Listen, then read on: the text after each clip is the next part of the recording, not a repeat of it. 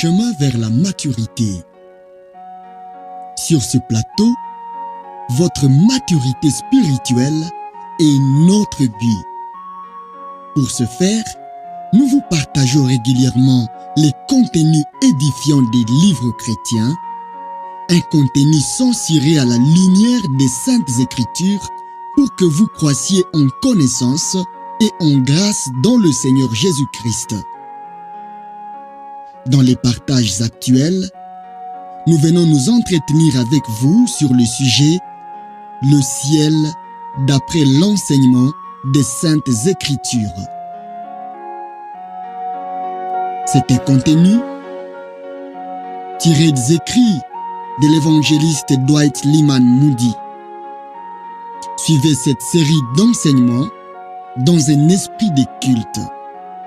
Priez pour vous-même et pour nombreuses autres personnes qui auront à suivre ce message après vous. Que Dieu bénisse votre audition.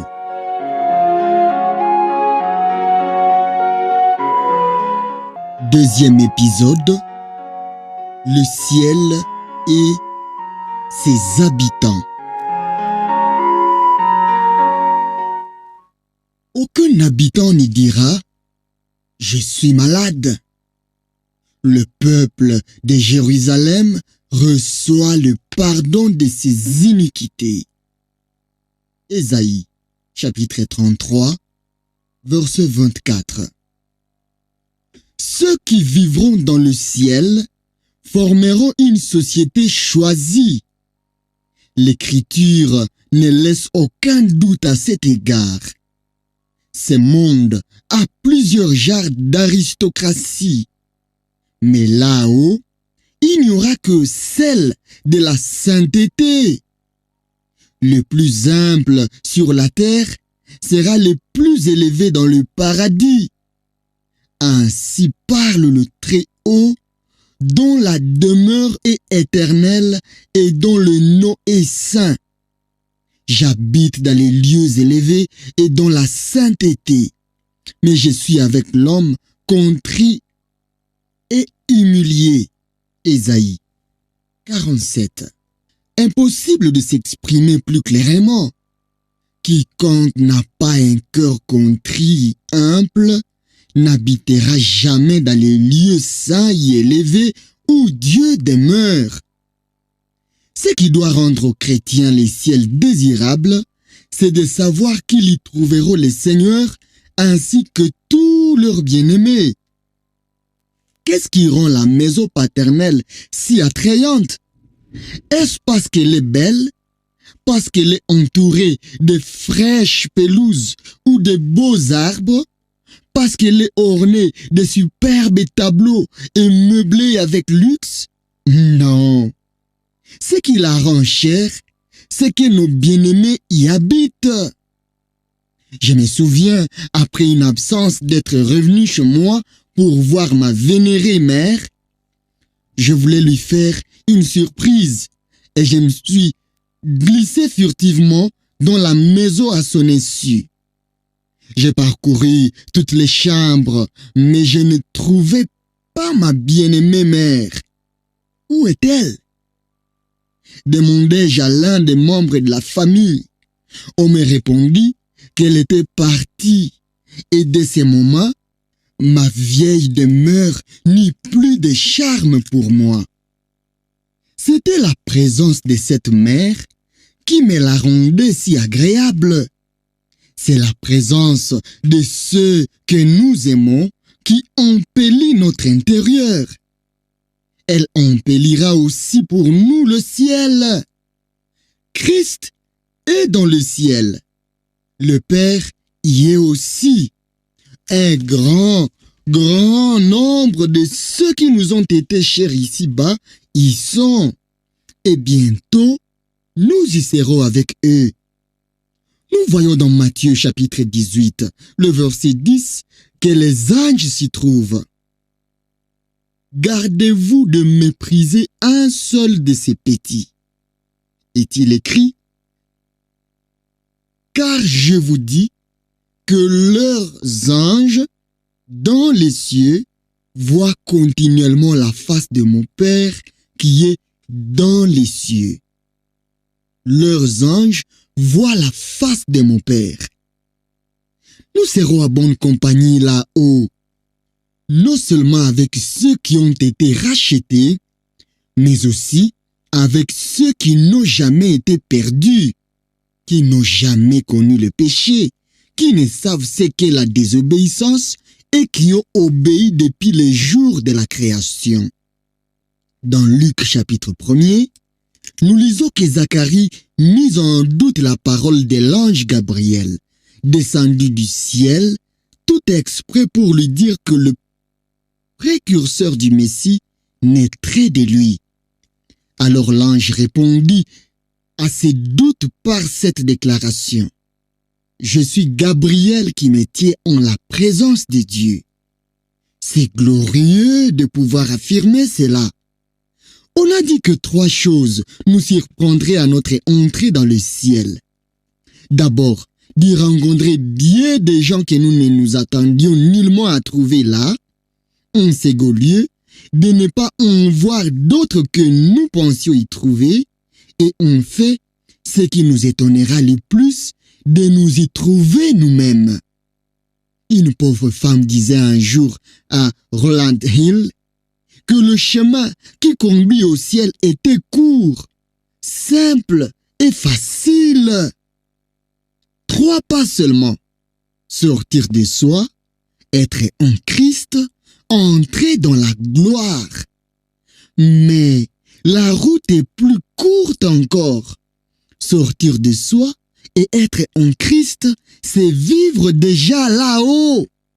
De même qu'un homme mort ne pourrait hériter d'une propriété, aussi une âme morte ne saurait hériter du ciel. Il faut donc que nos âmes soient tout d'abord ressuscitées avec Christ. Quant aux chrétiens que nous espérons rencontrer dans les cieux, nous voyons d'après l'Écriture qu'ils seront de goûts et de caractères divers. Il n'y a pas là-haut une seule demeure, mais plusieurs demeures. Pas une seule porte, mais plusieurs. 3 au nord, 3 à l'est, 3 à l'ouest et 3 au midi. Le pèlerin lassé y entreront revenant de diverses écoles théologiques, ayant appartenu à des églises opposées, à des positions sociales différentes, ayant des caractères dissemblables, des manières diverses d'exprimer leur foi et leur espérance, et convertis par des moyens variés, par différents textes des Écritures. Ils se rencontreront tous ensemble. Non, sans surprise. Sur le bord du fleuve des vies, sur les rives de ce fleuve, ils trouveront un arbre portant 12 fruits. Non pas continuellement de fruits de même espèce, mais 12 espèces de fruits appropriés aux besoins de chacun. Il y en aura pour ceux qui ont souffert avec patience, pour ceux qui ont activement travaillé, pour les esprits raisonneurs humbles et sanctifiés, pour ceux des justes arrivés en fait à la perfection. Les feuilles de cet arbre ne seront pas pour la guérison d'une seule église et d'un seul peuple, mais de toutes les nations, et pour ceux-là même qui, par ces nations, ont le moins attendu parler du Seigneur, mais dont le cœur affamé et altéré de justice auront besoin d'être rassasiés. Un de nos éminents théologiens contemporains raconte ce fait. Lorsque j'étais un jeune garçon, je me représentais le ciel sous la forme d'une cité brillante, entourée de murs, avec des dômes et des clochers, et qui n'avait pour habitants que des anges vêtus de blanc. De vrais étrangers pour moi. À cette époque, je perdis un petit frère Et dès lors, je me figurais que le ciel était toujours la même grande ville avec des murs, des dômes et des clochers où habitait une multitude d'anges inconnus avec le cher petit camarade que je connaissais si bien. Puis un autre de mes frères mourut. Puis des amis dont le nombre s'accrut considérablement dans le ciel. Mais ce ne fut que lorsque j'eus envoyé un de mes propres enfants à Dieu, son Père céleste, que je compris un peu mieux ce qu'étaient ces séjours bénis.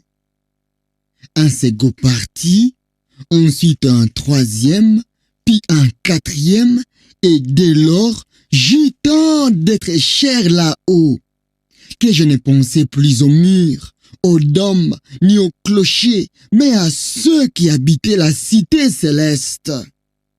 Et maintenant, un si grand nombre de mes bien-aimés y sont montés, qu'il me semblait parfois que j'en ai plus là-haut que sur la terre.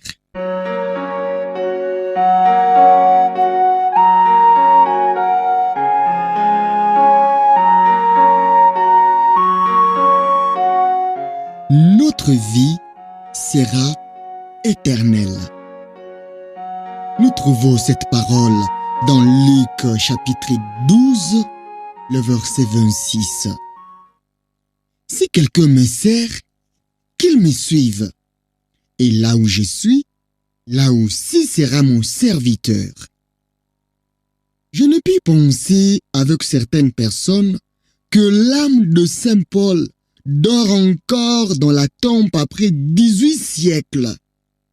L'apôtre qui a tant aimé le Seigneur, dont le cœur a brûlé d'un zèle si ardent, ne peut être séparé de lui depuis lors et dans un état inconscient. Père, je veux que là où je suis, ce que tu m'as donné soit aussi avec moi, afin qu'il voie ma gloire, la gloire que tu m'as donnée. Jean, chapitre 17, verset 24. Telle est la prière de Christ.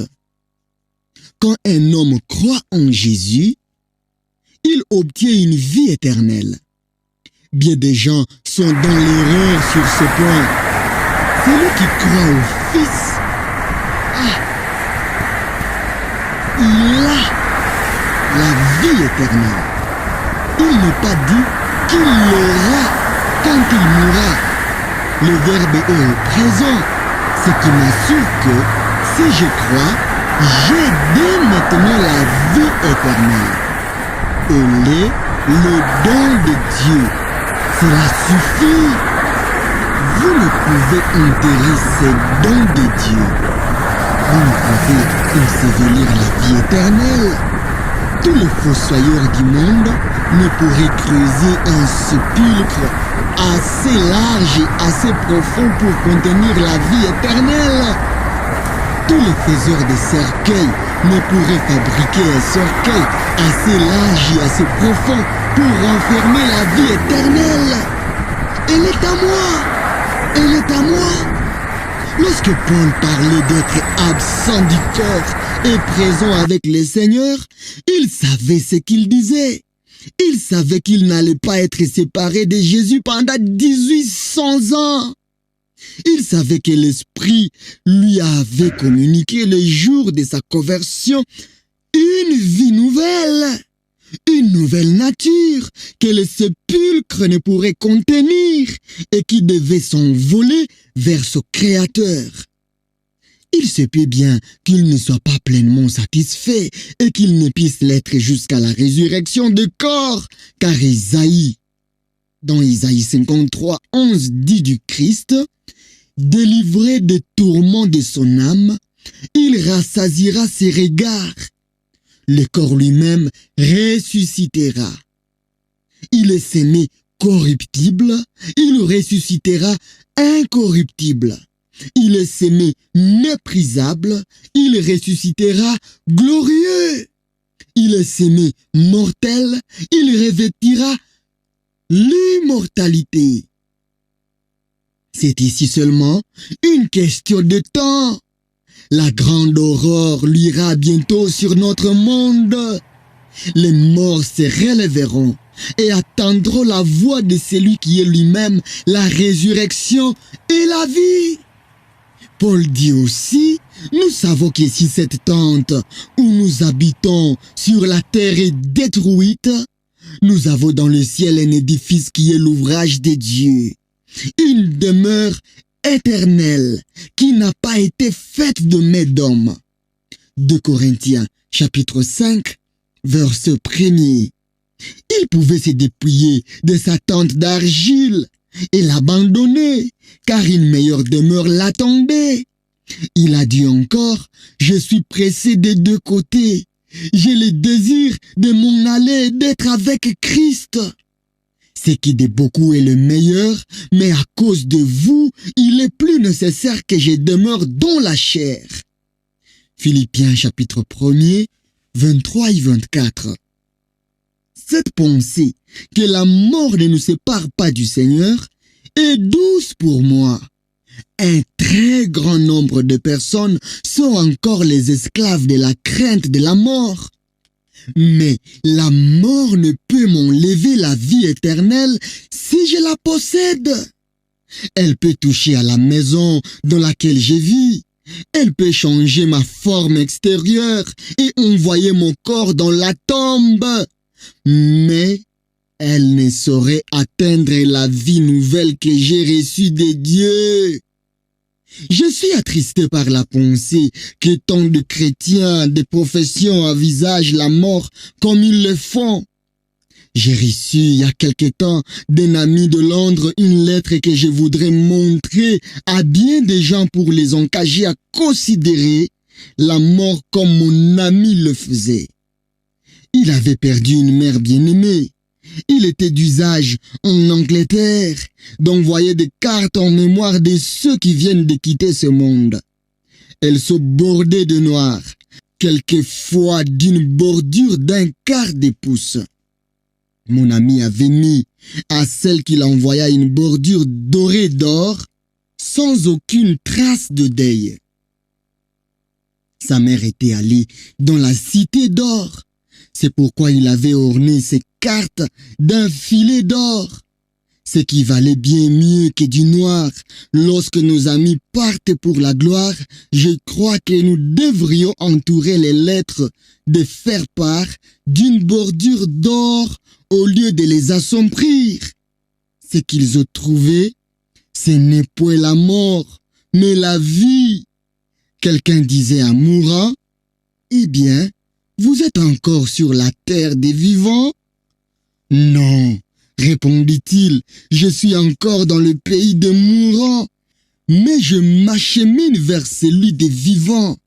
Là, tous vivent et ne meurent plus. Ici-bas, c'est un monde de péché, de mort et de larmes. Là-haut, nul ne peut plus mourir. C'est une vie éternelle, une joie qui n'a point de fin. C'est glorieux de mourir, disait Anna mort sur son lit de maladie. Cependant, sa vie avait été embellie par des amitiés de choix et l'âge n'avait pas affaibli sa mémoire au point de lui faire oublier les petits hameaux semés sur les falaises de sa terre natale, ni les écoles missionnaires qu'elle avait fondées avec persévérance et où elle allait être si vivement regrettée.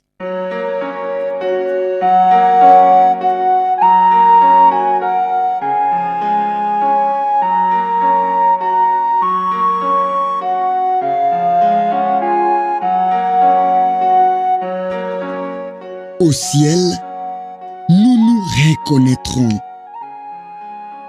Bien de personnes se demandent si elles reconnaîtront leurs amis dans le ciel. Je vous déclare, est-il dit dans Matthieu 8, 11, que plusieurs viendront de l'Orient et de l'Occident et seront à table avec Abraham, Isaac et Jacob dans le royaume des cieux.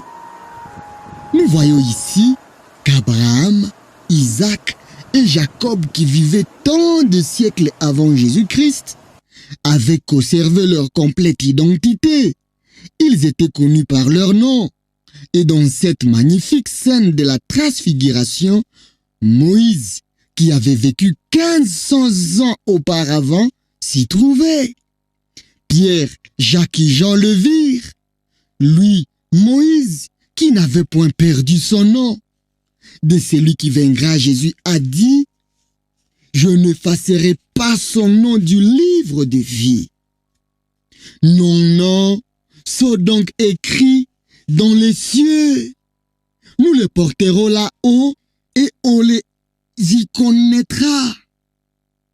Il est dit encore dans le psaume du 7, verset 15, « Pour moi, dans mon innocence, je verrai ta face. De le réveil, je me rassasierai de ton image. » Cela nous suffit. Ici-bas, le mot « besoin » est écrit sur tout cœur d'homme. Mais là-haut, tous nos besoins sont satisfaits. Parcourez le monde d'un bout à l'autre et vous ne trouverez pas un seul homme ni une seule femme parfaitement satisfaits. Mais au ciel, nous n'aurons plus besoin de rien. Dans 1 Jean chapitre 3, versets 2 et 3, l'apôtre dit aux chrétiens, « Bien-aimés, nous sommes dès à présent enfants de Dieu et ce que nous serons n'a pas encore été manifesté. Mais nous savons que, lorsque cela sera manifesté, nous lui serons faits semblables parce que nous le verrons tel qu'il est. Quiconque a cette espérance en lui se purifie comme lui-même est pur. » Néanmoins, il paraît probable, je crois voir cela enseigné clairement dans les Écritures, qu'un grand nombre de chrétiens peu sanctifiés entreront pourtant dans le ciel. Ils y entreront comme Lot, s'enfuit de Sodome, sauvés à travers le feu, tout juste et à grand-peine, sans couronne de gloire ni de joie. Mais tout le monde n'y entrera pas facilement. Des multitudes en seront bannies. Vous savez que bien des gens disent qu'ils iront au ciel. Convertis ou non, qu'ils sont sur le chemin, qu'ils y vont pour sûr et que tout le monde y va, bon, mauvais et indifférent, d'après eux, tous entreront dans le royaume des cieux sans distinction. En un mot, s'il m'est permis de parler clairement, en ceci, il donne un démenti à Dieu. Nous croyons en la miséricorde de Dieu, disent-ils. Et moi aussi j'y crois. Mais je crois aussi en sa justice. Le ciel serait pire que la terre si des créatures irrégénérées pouvaient en franchir les portes. Si un homme pouvait vivre dans le péché éternellement, dans le glorieux monde, que deviendrait ce monde-là? Ne ressemblerait-il pas à l'enfer lui-même? Prenez donc l'histoire de notre pays, des hommes qui y aient vécu, et supposez qu'ils n'aient pu mourir jusqu'à présent tout en persévérant dans les péchés et la révolte.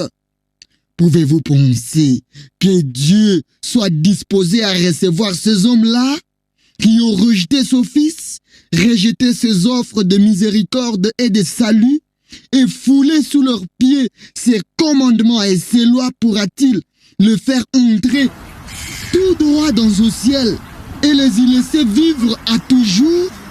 Nullement.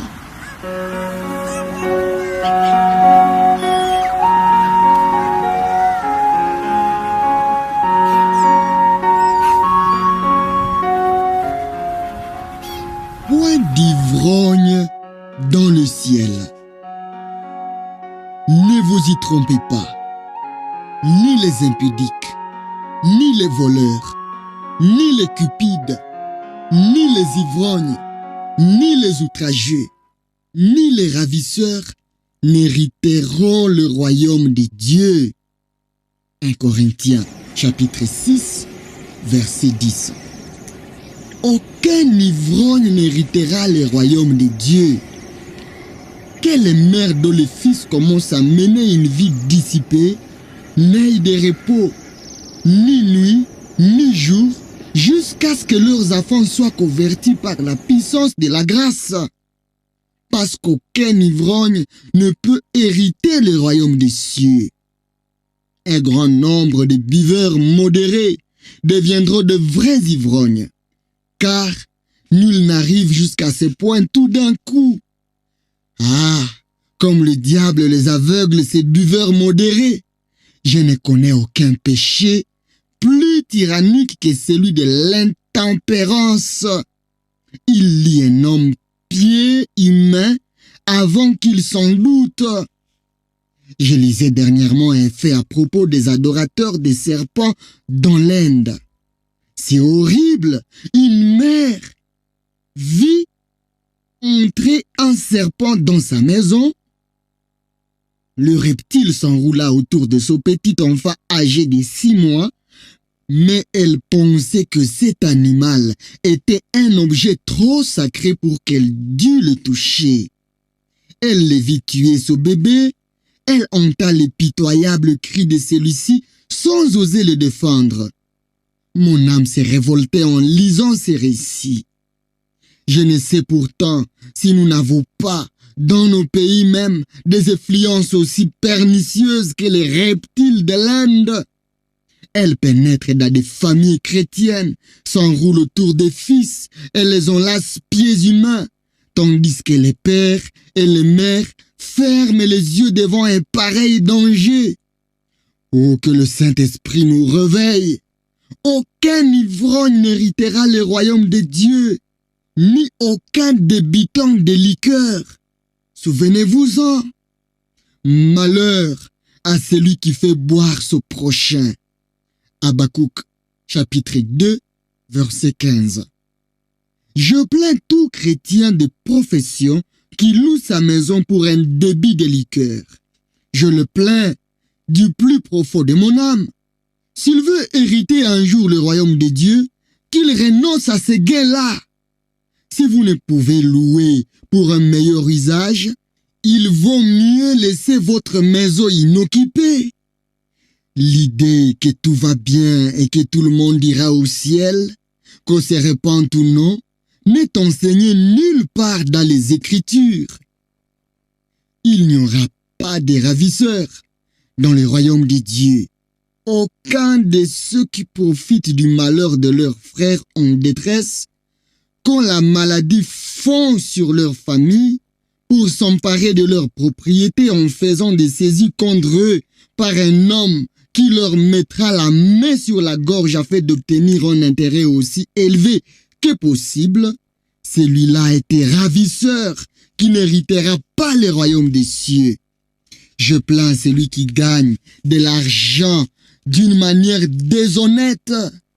Voyez comme il a de la peine à le conserver. Sa fortune se dissipera. Soyez-en sûrs, il ne pourra la garder, ni ses enfants non plus. Vous pouvez observer ces faits partout.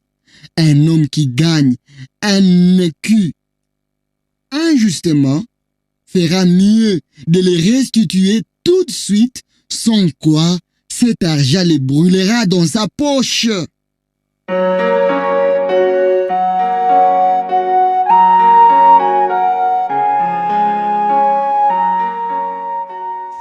Plusieurs n'entreront pas. Nous lisons que Noé fut sauvé comme à travers le déluge, parce qu'il était alors le seul homme qui fut juste. Mais d'après une certaine théorie, Dieu prit les restes des habitants de la terre, méchants, essuyés, comme ils l'étaient, trop mauvais pour vivre, il les jeta dans ce ciel en ne laissant passer que Noé par l'épreuve de l'inondation générale. Ainsi, ivrognes, voleurs, vagabonds, tous s'en allèrent dans ces paradis. Quand on adopte une pareille idée, on peut se mettre à prêcher et dire « Jurez tant que vous le voudrez, tuez tant qu'il vous plaira. Tout finira bien pour vous. Dieu vous pardonnera. Dieu est si miséricordieux. Jurez tant que vous le voudrez, tuez tant qu'il vous plaira. » tout finira bien pour vous. Supposez que le chef d'un État accorde une grâce absolue à tous les prisonniers condamnés par les tribunaux et renfermés dans les cachots ou les maisons centrales. Il leur donne la liberté parce qu'il a le cœur trop compatissant pour les punir. Je crois qu'après cela, il ne restera pas bien longtemps gouverneur. Ceux-là même qui pensent que par bonté, Dieu va épargner tous les hommes et les recevoir dans le ciel sans distinction, seraient le premier à déclencher ces gouverneurs méritent d'être mis en accusation et révoqués. L'Écriture affirme qu'une certaine classe de personnes n'hériteront pas le royaume des cieux. Je ne vais plus vous citer que l'Écriture, il vaut mieux dans un cas semblable la laisser parler elle seule. Si vous n'êtes pas de son avis, c'est avec elle que vous discuterez et non plus avec moi. Qu'on ne m'accuse donc pas d'avoir dit « un tel ira au ciel et un tel autre n'ira pas ». Je laisse parler la Bible. Elle a dit « ne savez-vous pas que les injustes n'hériteront pas les royaumes de Dieu ?»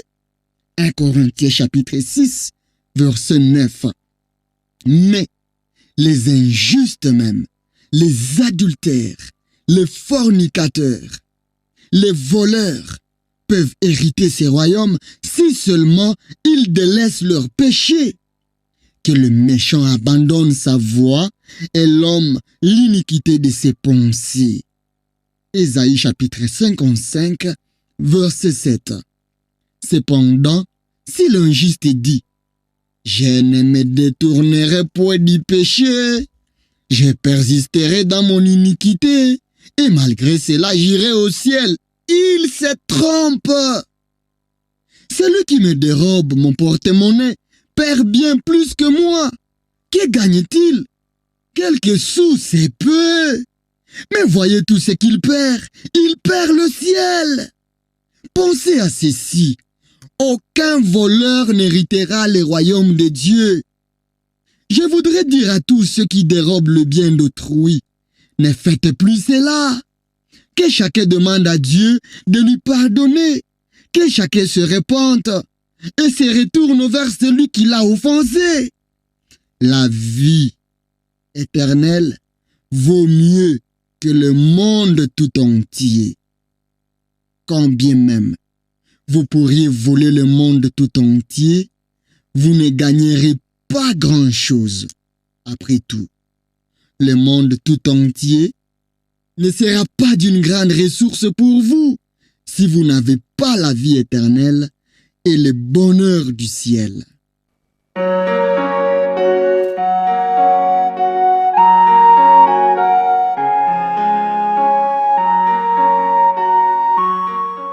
Est-ce mourir? Est-ce mourir que de fermer les yeux, souvent hélas voilés par tant de larmes? Est-ce mourir que s'éveiller aux cieux, dans les repos à l'abri des alarmes?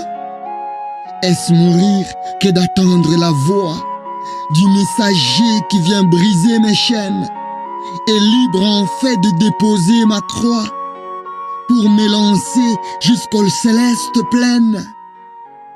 Est-ce mourir que de laisser tomber ce faible corps, ces lampeaux de poussière et dont l'azur vers les cieux remonter pour revêtir un manteau de lumière? Ouvrez-vous, cieux, Christ est mon Rédempteur, et recevez pour toujours ma pauvre âme. Elle pourra fixer votre splendeur et désormais briller comme une flamme. Ouvre tes bras, car pour l'éternité, ô mon Sauveur, la brille sous ton aile. Je vais jouir de ta félicité et recevoir la couronne immortelle. Ouvrez vos rangs, phalange des élus.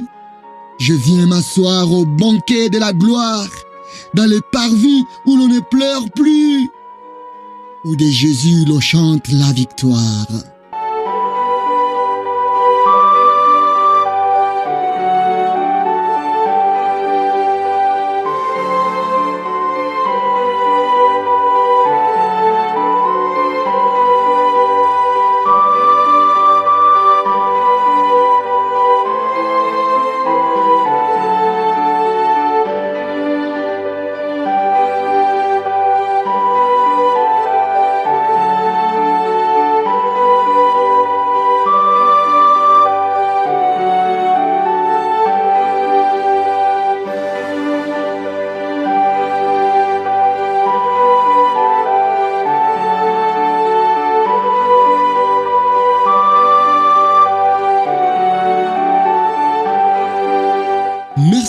d'avoir suivi cette capsule.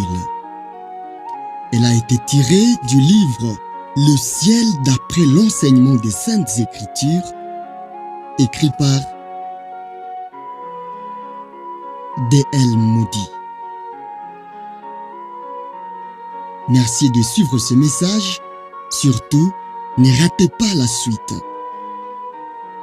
Notre prière est que le Saint-Esprit vous amène à saisir les grandes vérités contenues dans cette capsule et qu'il réveille en vous l'envie de voir Dieu dans ce ciel.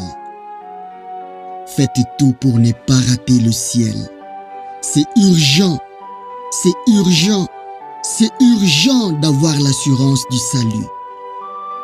Ne vous passez pas de ce message. Ayez temps de prière, c'est ce que le Saint-Esprit vous a révélé. Priez pour vous-même, priez pour nous, priez pour vos proches, afin que nous ayons part à cette grâce disponible en Jésus-Christ. Il est le chemin, la vérité et la vie. Vous êtes sur le chemin vers la maturité. Sur ce plateau, notre grande mission est de vous faire découvrir les contenus des livres chrétiens. Ici, nous sommes convaincus qu'en écoutant et en lisant chaque jour la parole de Dieu, nous serons transformés à son image, grandir tel qu'il veut, être tel qu'il veut.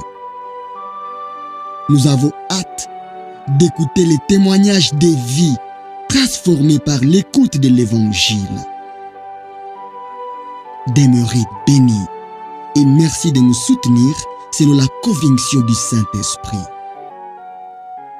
Grâce et shalom au Fils de Dieu.